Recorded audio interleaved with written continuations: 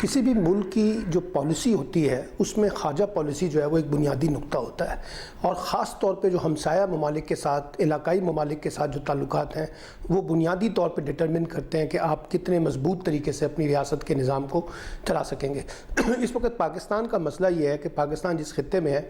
اس کے بھارت کے ساتھ تعلقات، اس کے افغانستان کے ساتھ تعلقات اور اس کے ایران کے ساتھ تعلقات بڑے متاثر ہیں، اور آپ نے حالیہ دنوں میں دیکھا کہ جو ریئیکشن ایران نے دیا ہے اس سے اندازہ ہو سکتا ہے کہ اس وقت صورتحال کتنی نازک ہے، اور خاص طور پہ ایک ایسے واقعے کے بعد جب 34 ملکوں کا اتحاد ہوا اور جس کی سربراہی سابق army chief general Raheel Sharif کر رہے ہیں، تو ایران کو لگتا ہے کہ کہیں اینٹی شیعہ الائنس جو ہے ان کے خلاف بن رہا ہے سعودی عرب کی مدد کے ساتھ، اور پاکستان نے اپنا سارا جھکاؤ جو ہے وہ سعودی عرب کی طرف ڈال دیا ہے۔ تو اس لیے مجھے لگتا ہے کہ جو خاص طور پہ اس ریجنل پالیٹکس میں ہمیں جس انداز سے اپنی پالیسی ری ڈیفائن کرنی چاہیے، ری اسٹرکچرنگ کرنی چاہیے، وہ نہیں کر رہے۔ دیکھیے نا، ایک ہے ہماری ڈومیسٹک پالیسی،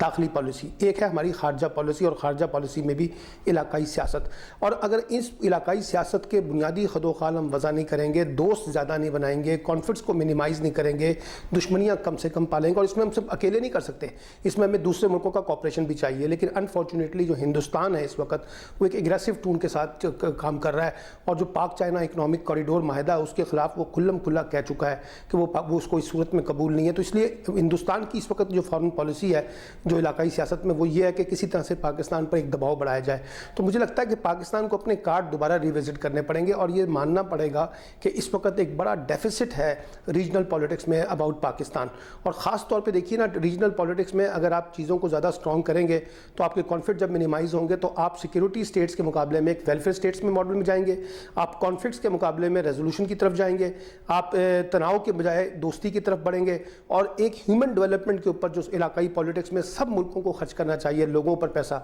وہ ہم خرچ کر سکیں گے۔ لیکن اب یہ لگ رہا ہے کہ ہم زیادہ تناؤ کے ساتھ ایک سیکیورٹی ماڈل میں جا رہے ہیں، جہاں زیادہ سے زیادہ کانفلکٹس کو کریٹ کر کر ایک دوسرے کے لیے مسائل پیدا کرنے ہیں، اور اس میں سارا الزام پاکستان کو نہیں دیا جا سکتا۔ اس میں ایک ریجنل پورے کے پورے جو ممالک ہیں، جب تک ان کے جو فورمز بنے ہوئے ہیں جو ایک دوسرے کو کوآپریٹ کرنے کے لیے بنائے گئے ہیں، اسٹرینتھن کرنے کے لیے بنائے گئے ہیں، اگر ہم ان کو اسٹرینتھن نہیں کریں گے تو پھر آپ دیکھیے کہ ریجنل پالیٹکس میں کوآپریشن نہیں آئے گی۔ اور میں یہ بھی کہتا ہوں کہ جو خاص طور پہ جو ہمارے انٹرنیشنل تعلقات ہیں اس میں بھی بڑا دار و مدار کرتا ہے کہ اگر آپ ریجنل طور پہ زیادہ اسٹرانگ ہوں تو تمام ممالک انٹرنیشنل پالیٹکس میں زیادہ بہتر بارگین کرنے کی پوزیشن میں ہوں گے۔ لیکن پاکستان کا بھی مسئلہ یہ ہے کہ پاکستان انٹرنلی بہت زیادہ کرائسس کا شکار ہے، جس کی وجہ سے اسے اپنی ریجنل پالیٹکس کو مینٹین کرنے میں اور انٹرنیشنل پالیٹکس کو مینٹین کرنے میں مشکلات کا سامنا کرنا پڑتا ہے۔ پھر ایک بڑا مسئلہ جو ہے وہ ہمارا سول ملٹری ریلیشن شپ ہے۔ جب تک ہماری سول قیادت اور فوجی قیادت مل کر ریجنل پالیٹکس کے خد و خال واضح نہیں کرے گی، میں نہیں سمجھتا کہ ہم زیادہ بہتر طریقے سے ریجنل پالیٹکس میں کوئی مؤثر کردار ادا کر سکیں گے۔